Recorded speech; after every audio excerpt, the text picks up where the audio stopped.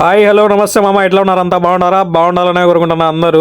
ఇక్కడ చూడండి, నా చేతిలో అయితే కట్టర్ ఉంది. ఈ కట్టర్ దేని గురించి వాడుతున్నా అంటే ఇక్కడ చూడండి, మనకు యాంగర్లు ఉంటాయి చూసినారా? ఇప్పుడు నేను చూపిస్తా చూడండి. యాంగర్లు కొంతమంది అయితే పాడేస్తూ ఉంటారు. ఇట్లా పాడేయకుండా మీకు ఉపయోగపడే విధానంగా అయితే వాడుకోవచ్చు. నాకు ఉపయోగపడే విధానంగా అయితే నేనైతే ఇప్పుడు వాడుకుంటున్నా చూడండి. యాంగర్ ని ఇలా కట్ చేసి 4 విధాలుగా అయితే కట్ చేసుకుంటా నేను. ఈ 4 విధాలుగా కట్ చేసింది ఎందుకంటే నేను చూపిస్తా, అది కూడా చూడండి మీరు మొత్తము. ఈ యాంగర్ కడ్డీలు అయితే ఇట్లా కట్ చేసి వేసుకున్నా మొత్తం 4 విధాలుగా. ఒక్కొక్క పీస్ లో అయితే 4 విధాలుగా అయితే కట్ చేసిన నేను. ఈ తీసుకుని వచ్చి నేను బయట బట్టలు కనస్తున్నాయి కదా, ఇవి అయితే నేను బయట బట్టలు ఆరేసినప్పుడు నేను గాలికి అయితే ఎగిరిపోతుంటాయి. అలాంటప్పుడు నేను ఏం చేసుకుంటానే, ఈ ఐడియాతో నేను చిన్నగా నేను ఇట్లా రౌండ్ గా కడ్డీలు అయితే చుట్టేస్తా. ఈ కడ్డీకి అట్లా చుట్టేస్తాను అనమాట. ఎందుకంటే తర్వాత గాలికి అయితే బట్టలు ఎక్కడికి ఎగరకుండా అక్కడే ఉంటాయి అనమాట. లేదంటే గాలికి ఎగిరిపోతుంటాయి. ఎందుకంటే నాకు ఇక్కడ ప్లేస్ బట్టలు ఆరడానికి ఏ ప్లేస్ లేదనమాట. నాకు బయట తాళ్ళతో కట్టుకోవడానికి ఉండదు. ఎందుకంటే బయట కట్టుకుంటే చాలా ఇబ్బంది. కువైట్ లో కాలిఫాలు అయితే వేస్తారు. అట్లా కాకుండా ఇప్పుడు నా స్టాండ్ మీదనే నేనైతే ఇక్కడ ఇది చేసుకుంటాను. నేను వాష్ చేసిన బట్టలు మొత్తం ఇట్లా నా రూమ్ లో అయితే